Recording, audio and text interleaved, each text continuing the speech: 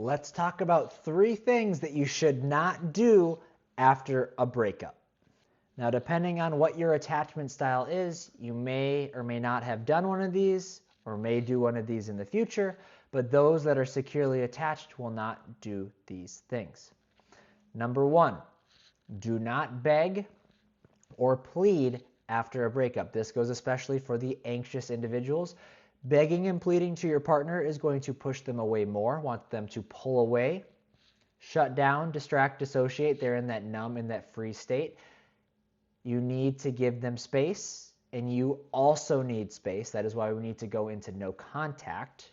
But do not beg or chase them. Allow yourself to have space, to regulate, and to be able to reflect, and not begging or chasing is a part of that. Also, because you should not want to beg or chase for someone to stay in your life, you should want someone to choose to be there on their own. Number 2, do not get back into another relationship, either with them again or into another one. And I say with them again because you need time to heal and reflect on what went wrong. Because if you get back together again, the dynamic is just going to repeat itself unless things actually change. That is where the healing and the reflection process is so important.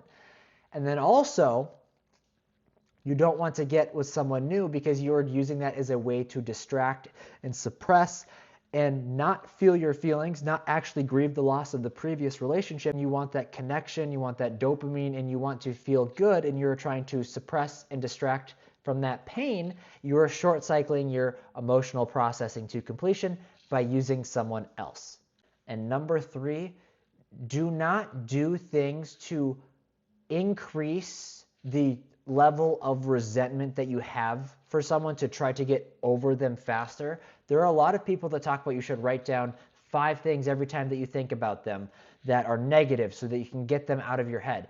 Going through the loss of someone, going through the grieving process takes time for a reason, to allow your nervous system to recreate that sense of safety for yourself. If you try to alter that or increase the speed of that, it is only going to make things worse, make you feel more dysregulated, and that in a sense is you skirting your own accountability for your own role that you played in it because you're hyper fixating on the things that your partner did was bad rather than focusing on your own. Because you can only change you, you can't change your partner.